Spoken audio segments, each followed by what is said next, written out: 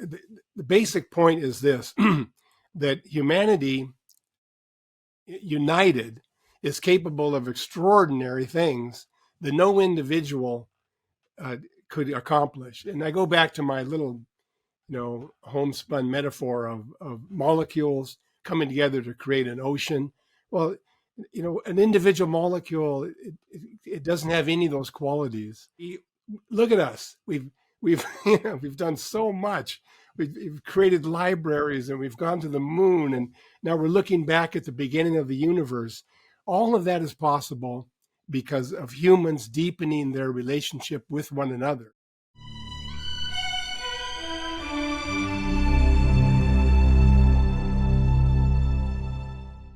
Welcome to Closer to Truth. I'm speaking with Integral Studies Professor Brian Swimme, author of Cosmogenesis, the cosmology of a creative universe in which human consciousness plays an essential role. He is a leading proponent of the vision of Teilhard de Chardin and the Noosphere.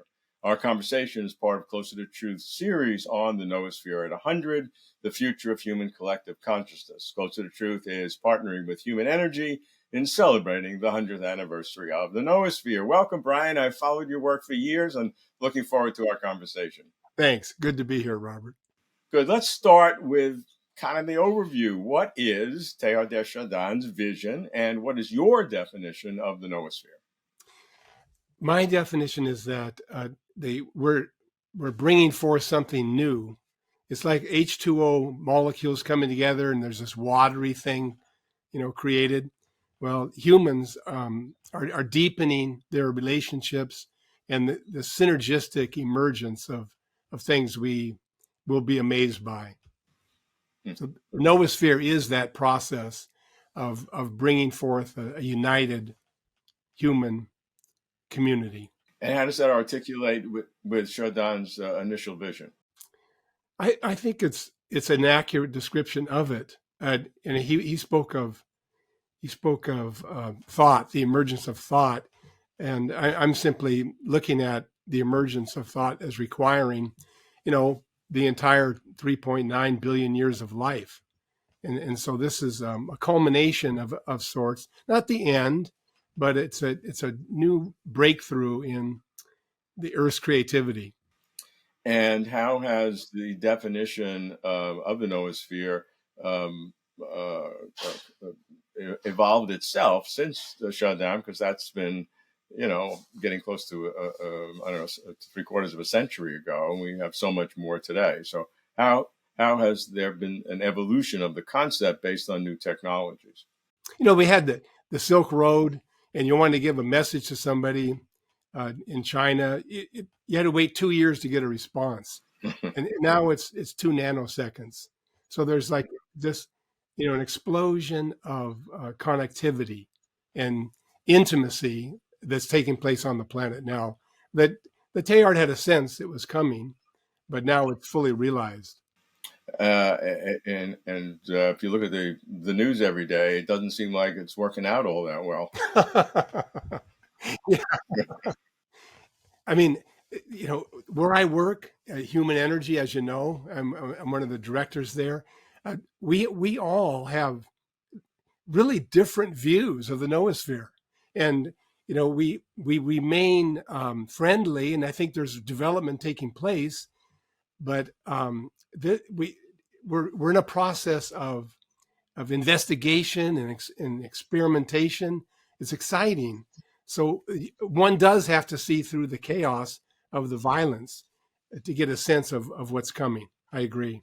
Okay, good. So here's our plan for the conversation. We'll organize our talk into 3 sections. One, I want to dig into the Noosphere and some of the wonderful work you've done with it. Then a little bit about a second part on the book, Cosmogenesis, and then some specific topics that are Closer to Truth core favorites, and to see your response to it from the perspective of Cosmogenesis and the Noosphere. So that's our plan. But let me give a more formal bio to start it, since I was a little bit short at the beginning. So trained as a mathematician, Brian Swimme is a professor at the California Institute of Integral Studies, where he specializes in evolutionary cosmology, which has a larger meaning, as Brian will tell us, than what astrophysicists who investigate the evolution of the physical universe. In addition to cosmogenesis, Brian has written several other books, including The Universe is a Green Dragon, a Cosmic Creation Story, Journey of the Universe, and a celebration of the unfolding of the cosmos with Thomas Berry, whom we will discuss. Brian has also produced several video series on these topics. So, Brian, let's get into the Noosphere. The video series that you produced on it, what were the individual topics of each of the videos so we can try to understand the arc of the argument and how you tell the story? Yeah, let me give you the arc first. It's the basic point is this, that humanity united is capable of extraordinary things that no individual could accomplish. And I go back to my little, homespun metaphor of molecules coming together to create an ocean. Well, an individual molecule, it doesn't have any of those qualities. So we look at us. We've we've done so much. We've created libraries, and we've gone to the moon, and now we're looking back at the beginning of the universe.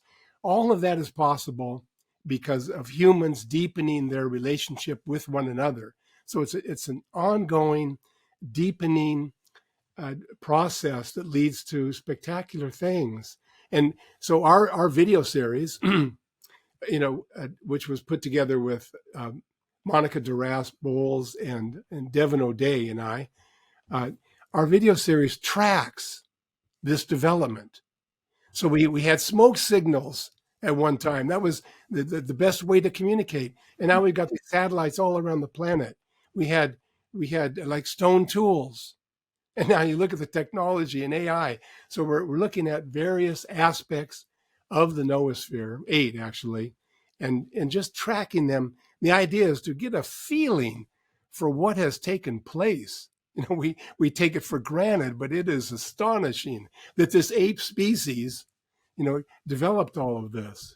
And so, what are them some specific? You mentioned 8 different ideas. 8, Yeah, just list them so we can get okay. a right. Communication, consciousness, convergence, tools, and heredity, population, cerebralization. That might be 8. Yeah. Okay, approximate is fine. There's nothing magic about 8. 8 is a lucky number in China, but not necessarily in the U.S. So, Right. The nature of each of those terms, each has its own universe within it, Yeah. and they're different kinds of ways of perceiving. Those are all normal terms, but I think each of them you're imbuing with a different flavor because of the noosphere kind of ambiance that you're giving to each of those terms. Yeah, and I would say that we're looking at how these practices changed us. So we grow up in the 21st century, and we become very different organisms than 10,000 years ago. And so we're looking at these everyday terms like communication in light of the ongoing development of the universe as a whole. So, it's like an insight into what's really taking place. It's a larger meaning than one gets when we're buried inside of the details of our lives. So a difference I hear, because those terms can be utilized if I'm studying cultural development or cultural anthropology, those same terms would be used. But the difference I heard and listening carefully is when you're bringing in the whole universe into this. And I know that is a deep part of your thinking. So the noosphere is somehow connecting this cultural evolution we see on Earth, which others have studied under different formats, into a universal engagement, right? Yeah, I guess I would put it. I like to put it in the sequence of creativity. We have these enormous, these mysterious moments, like the birth of the universe. So we're going from, suddenly we have primordial matter. And then we have this amazing moment of earth, minerals. Go back 4 billion years, we're all just minerals. And then they come together and create life. That an astounding emergence. We're in the middle of an emergence that is possibly even as significant as that, where individual humans are joining together and giving birth to, I mean, now different words are used to describe what's coming forth. One of them is superorganism. Another one is a planetary nervous system. Another, a planetary mind. So we're struggling to find the right words because it's not something that's ever occurred in the history of life. I look upon those terms, and I've heard them before. They're wonderful terms. They're very evocative, but I look upon them as metaphor, as opposed to a literal description of some new organism that one would put in a taxonomy of life. Wonderful metaphors, but not to be taken literally. Well, yeah, but I mean, I would agree, but I would say that the reality is even greater than the metaphors. They're approaching, they're trying to point towards something. So it's not just that a new organism is coming forth. Just try to imagine if we were all minerals and we see this complexification coming forth, and somebody said, "Well, what's coming?" Well, nobody's going to say life, you know. Yeah, that's good. All right. Well, that takes us into the second part, which is on your book, Cosmogenesis, because as I looked upon as a bit of a novice, the noosphere and cosmogenesis, and looking at both of those topics, the foundational thinking of cosmogenesis is really generating the noosphere. Now, perhaps chronologically as it developed, it was the reverse, because you obviously developed cosmogenesis after the noosphere was in existence. So let's explore cosmogenesis. The book, again, is part autobiography, part cosmic vision, but the overall concept is that the evolution, that the universe is heading towards a greater complexity and greater consciousness. And I think everybody sort of agrees with that as a factual statement. But then you add, then that's the ultimate aim of the universe. In some places you've quoted that. And now that sounds teleological, that there is some intentional or a trophic aspect to all of reality, the whole cosmos, that has an ultimate aim. Well, yeah, but Robert, let's not start there, because then all the scientists who are listening will just hate me. So, I mean, that is, it I is, like you. I like you very much. but the teleology is like, it's a vexed subject. Let me say how I see cosmogenesis and see if you can agree with this. The the main aim in cosmogenesis was to explore the way in which what we've discovered about life, about humanity, and especially about the universe as a whole, what we discovered completely changes one's consciousness, one's awareness, one's experience. I mean, I was this happy-go-lucky little Catholic boy, 7 years old, running around stealing cherries, and then suddenly, just all of those cultural forms I was introduced to are they're warped, or they're changed, or deconstructed, or they flower forth. It's hard to know exactly how to describe it, but something different takes place. I don't think of myself as special here. It takes place in anyone who really takes in the fact of cosmic evolution. That was what I wanted to explore. And Robert, the reason, my aim here is this: that I'm convinced, personally convinced, that we're going through this massive transformation of humanity.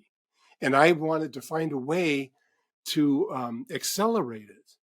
And so I thought if I told the story of how it happened with me, others would say, "Wow, that's similar to what happened to me." So there'd be all these different pathways in the emergence of something new. and beginning with a change in our fundamental awareness and consciousness.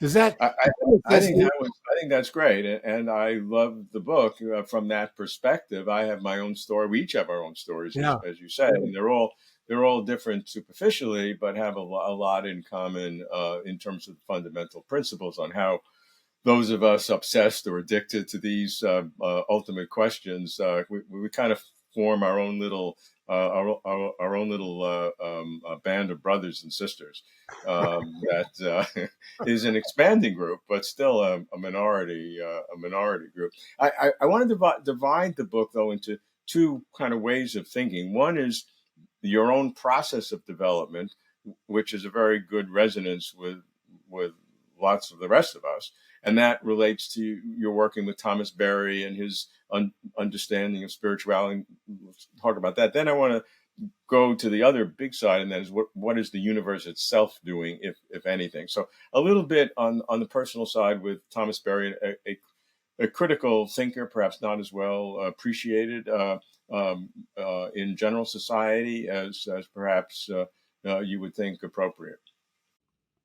Yeah, definitely. He made a huge impact on my own development, and I think you know, he set out to study all of the major cultures of our planet, you know, China and Europe, and then he moved into the indigenous world as well, and it was from that experience of really taking in the wisdom traditions of our planet that he realized that science had come up with this new narrative. So every culture he looked at, he saw that it was organized around a fundamental story. And here was science coming through with a story that is actually universal or planetary. And that's his prediction, is that now that we have a common creation story, we will see a further development of the harmonious development of humanity. The collective is going to grow even stronger now that science has come up with this story. And that story led to an understanding of the universe in a spiritual sense, small s perhaps, the spirituality of the universe, which I thought was interesting way to put it. Yeah, and he himself didn't like the word spirituality because it has that connotation of, well, you have spirit and you have matter, and Mhm. he regarded spirit and matter as synonyms. I think you quote where he says, "There's no such thing as lifeless matter." I don't think that's in a pre-scientific animistic sense, but it's a deeper sense, maybe of quantum theory and things like that. Absolutely, yeah. In this universe, the matter that we know and have investigated gave birth to life. So from the very beginning, matter had that potentiality. Right, and that's a very critical point. A lot of scientists have talked about the phase space of the universe or of physics that allows or can enable life to emerge. Because I think that's almost, it sounds like a tautology that it's obviously true, because if it wasn't true, you couldn't be able to say that. But it's actually a deeper meaning to that. So let's get back to the universe itself. You use the term creative universe, and once again, I wonder, is that metaphor or is that something deeper? Certainly, the development over time from the initial virtually homogeneous plasma that existed to the existence of structure and galaxies and super galaxies and stars and planets and emergence of life and consciousness is certainly a creative process. But I'm trying to discern, do you mean that in any deeper way? Because you have, I think this is a quote, that a universe that can intend something even before human consciousness emerges. So the operative word there is intend. Really basic facts that we've learned, basic facts that I I've had the experience of, just by thinking about it, that the Milky Way constructed me. The Milky Way constructed you, and we because of our recent history, the last few centuries, we're just really at home in a dualistic form of consciousness. So the universe is out there, and we're here, and with our consciousness, and but in a going back to kind of a naive realism, we Mm. the Milky Way was at one time was just a whole bunch of stars, and it through a process it brought forth life. So so what? How do you want to call that? I call it a creative process. It's obvious it was, but was the Milky Way intending that? Well, not in a conscious sense, of course, but it is. But there was certainty. If you go back to the beginning of the universe, if you go back to the beginning of the universe, and we could examine now from the outside, we could examine the birth of the universe in the first 10 years, we would know that there was a certainty it was going to create galaxies and stars and planets. So now what should we say?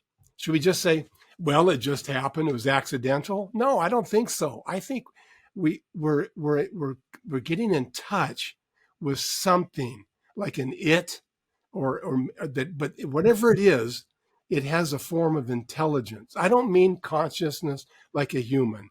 I just mean it has the what we might call it the know-how to construct stars and galaxies and even Robert, I mean that I don't have a theory to explain it. I am simply celebrating the fact that Mm. that's where we live in that kind of universe. Is this development obviously will continue in the future in different ways? Is there an end goal? Is there a trophism to where this goes to? Is it just the term more complexity?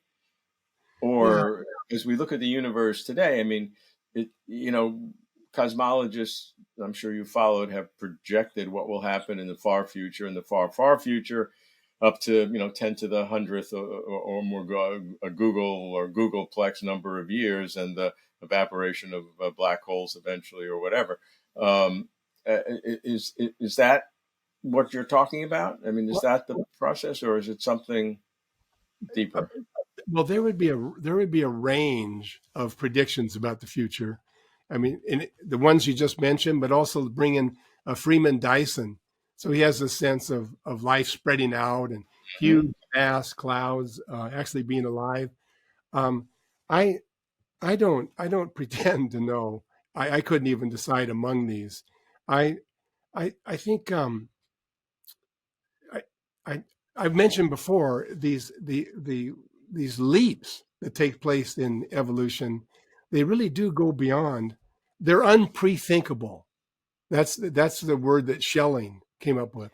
They're Mm. unthinkable. It's only after they come forth that That's a we good can, term. yeah. I So like that. and I again, my my impulse is to awaken us to just the majesty of where we find ourselves. That it's also a majesty that's filled with a lot of violence, but I try to stay at that level. I think that's great. That's what we try to do on Closer to Truth in our own limited, focused way. Is celebrate that majesty, and as I put it, luxuriate in the questions, even if the answers may not be determinable. Yeah, that's great. Yeah, I love that. Uh, as you see the universe developing, do humans have a role that is an active role, or are we like the foam on the wave, doing stuff but not really affecting what's driving us? Well, I think this is where I'm forced to kind of reveal my own opinions, right? Yeah, sure, Yeah. sure. Okay. So um, here's the start. We all of us come out of the modern period, and with this powerful mind of Isaac Newton, and coming up and with this notion of a mechanical universe, and the whole idea that we have the equations, we can predict exactly what's going to happen a million years from now. We'll know where Mars is, that kind of thing. I love all that. I devoted my life to it. But Yeah. then I had this weird experience when people were talking about, wow, what if we get hit by an asteroid? What if we get hit? And so then the idea was, well, that would be horrible. So we need to develop a spacecraft and some boosters to alter the direction of that asteroid. Well, now that isn't in Newton's equations, you see. So suddenly, if you want to describe the evolution of the solar system, you have to include the compassion that humans have for life. That was a causal moment, right? The history of the solar system included the humans in a deep way, and I think that's a hint. I'm just saying that's a hint of our long-term significance in the Milky Way galaxy. And how would that relate to extraterrestrial intelligences? Because, as we like to say, that's a question that no matter what the answer is, it's fascinating. If we're not alone and there in the universe teams within life or intelligent life to interact and learn about different ways of thinking, if that's possible on the time scales of communication with the speed of light is challenging, of course. Or if we are alone, which some people think that's the case, just to playing some statistical games, what the implications of that is. Yeah, I tend to think that I mean there are what the estimate of 320 million Earth-like planets in the Milky Way alone.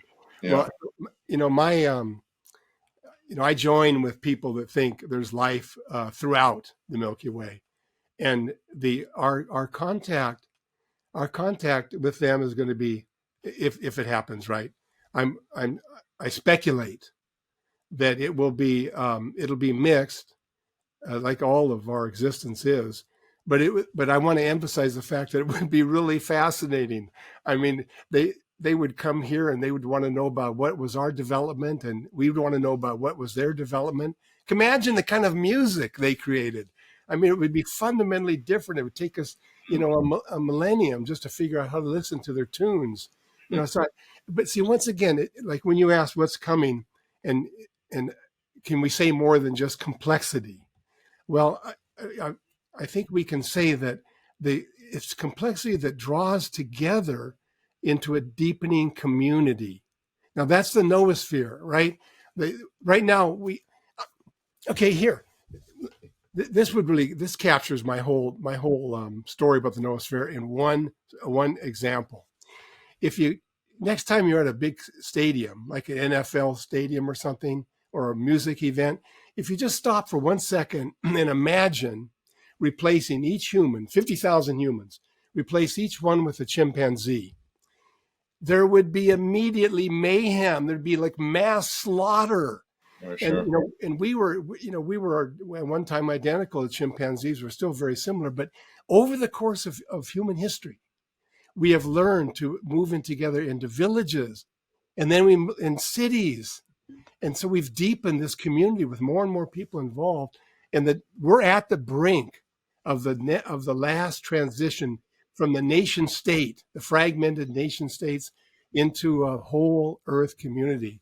So that is something I think can be said about the future of the universe: is that the communities will be more intimate and more inclusive than we've known in the history of Earth. It's a great vision, Brian, but it's not one that would get easy confirmation from the daily news as we see it today, right? Yeah, absolutely, for sure. But I do think that we can say, should we be pessimistic? Should we be optimistic? We don't know for sure. But one of the things that's most convincing to me about optimism Yep. is that history is made by the optimists. Yeah. So I want to be part of that team.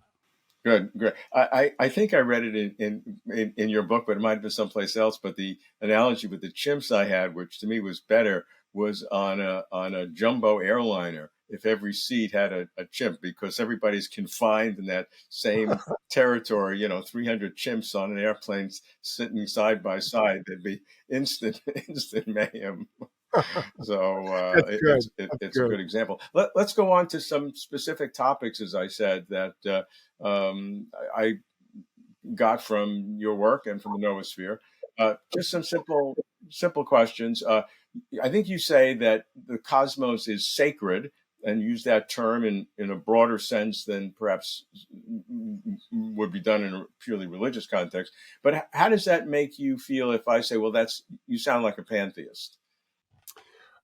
Yeah, but with reservations. Can I give my reservations? Sure. Okay. Um, it you know the restructuring that's going on.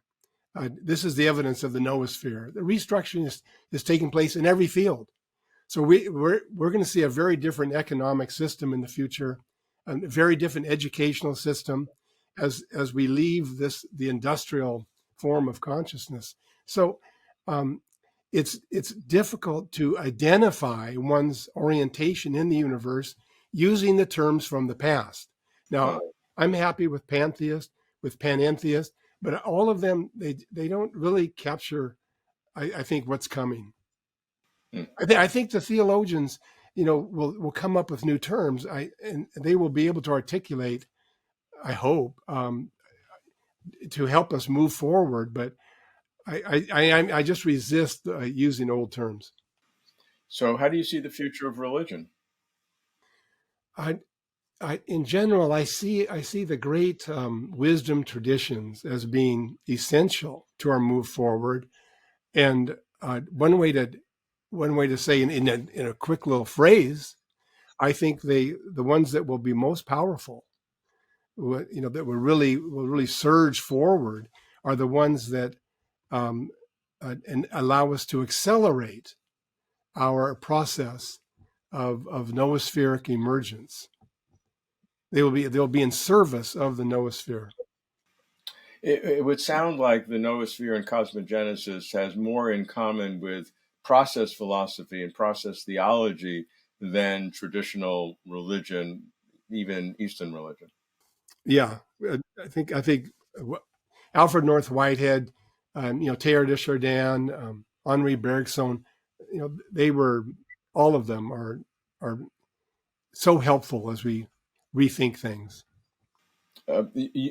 You're looking at the drivers as the result of where we're happening now.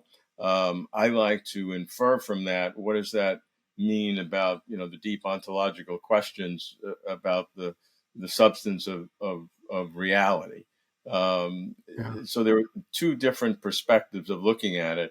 I've and close to we tend to have started with what I called, what was the latter, what was the original ontology, and then what does that mean?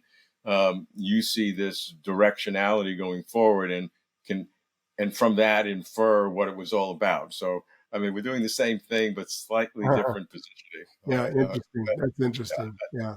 The way I've looked at it. Okay, another specific question, which we deal with. What is consciousness? We're using consciousness a million times here in different ways, but what is it? I don't want to put any false dichotomies here, but we generally have the choice in society between a pure physicalist approach to it, or a dualist approach, or consciousness being, the fundamental reality, the non-dualist approach, which are sort of three orthogonal different views of reality. You use consciousness in a broad sense of describing human beings, our connection with the world, the planetary consciousness, all these terms of description. But what, from your perspective, is consciousness ontologically, literally? I don't know.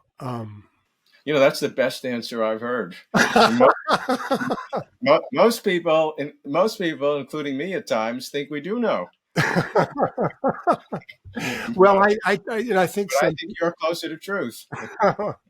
I I don't know about that, but I do appreciate all these brilliant people thinking about consciousness. I just don't think I can, match up with the theory. But let me tell you, at least how I think about it. I think my focus is what new form of consciousness is emerging. That's what my focus is. And even there, I don't pretend to know, I but I do have this. I do have moments when I think I've experienced something like a touch of it, just a touch of it. And one of them, which you read about in Cosmogenesis, but it was just such a moment. I was I was staring at my arm, and just briefly, I have heart problems, and so it was in an episode of I didn't know if I should go to the hospital, but I was staring at my arm, for lack of any knowledge of what I should do, and I just was looking at the sun was hitting my skin, and I was thinking about the photons, and I was thinking about the way in which they interacted with the electrons of my skin, and I felt warmth.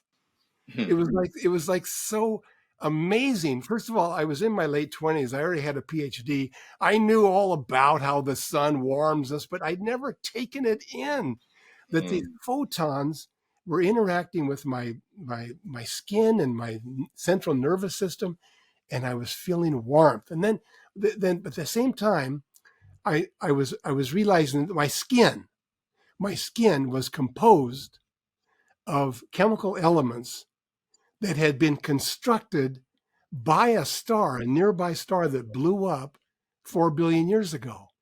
And then in that moment, so I was feeling the warmth from one star, realizing that I was the construction of another star. And then I realized, here's the last thing. I realized I am that process. So that type of experience, which was not possible, right, for Buddha or Confucius or any previous human, it was not possible to have this experience. It's possible for us.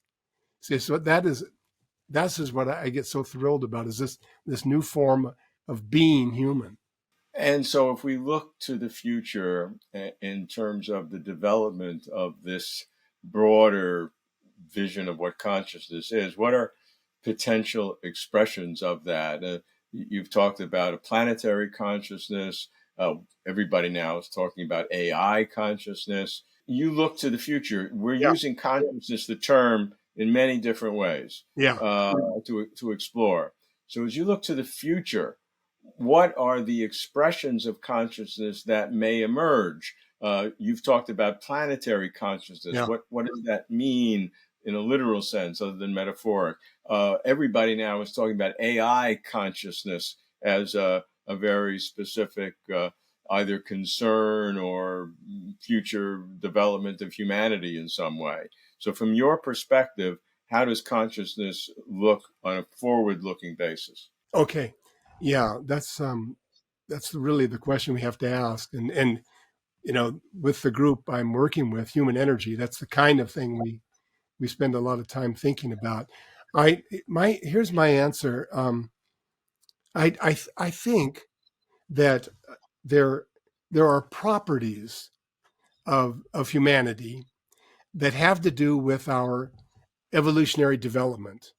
So the form of eyesight we have, the anatomical structure, all of these come out of this long development, and with that are fundamental, even I would call them archetypal aims, and we this we wake up wanting to know where we are.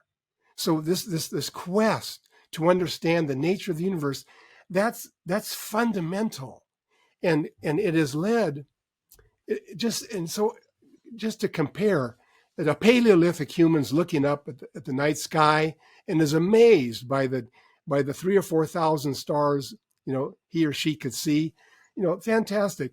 Now compare that to the James Webb Space Telescope. What we know now, I mean, we're able to see the birth of galaxies, and it's such an this all came from an ongoing development of a primordial thirst in humans to know the universe. But there are other forms. We also have a desire to care for one another. We also have a desire to take care of people that are hurting.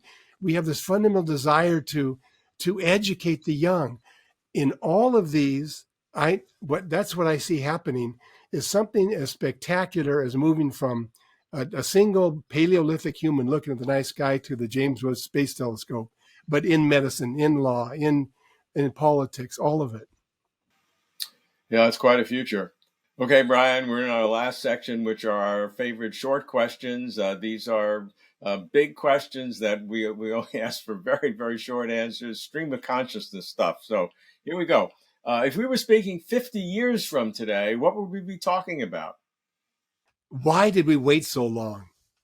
How about 1,000 years from now? What would be the hot topics? Is it really possible to extend orgasms to an hour? Okay. What's the relationship between God, if there is a God, and the universe? At the current time, major disappointment. What is God? The creative resolution of tensions. What is consciousness? It's taking into account the other. Does religion have a future? Religion in the future will be even more significant than in the past. How about traditional religion, whether it's Judeo-Christian traditions, Islam, Hinduism, Buddhism, the major religions of the world? Do they have a future? Every religion is its history. So they have a future as they evolve. And what is the future of the Earth? To enter into the cosmic community. Brian, been terrific. We'd like to think that Closer to Truth, as well as Human Energy, both of us exemplify the Noosphere in our own complementary ways, complementary with an E. So many thanks. Viewers can watch over 1,000 videos on consciousness on the Closer to Truth website and YouTube channel. All facets of consciousness, brain mechanisms, free will, personal identity, panpsychism, dualism, non-dualism, idealism, parapsychology, life after death, all the rest, all though infused with critical thinking. Thanks, everyone, for watching. Thank you for watching. If you like this video, please like and comment below. You can support Closer to Truth by subscribing.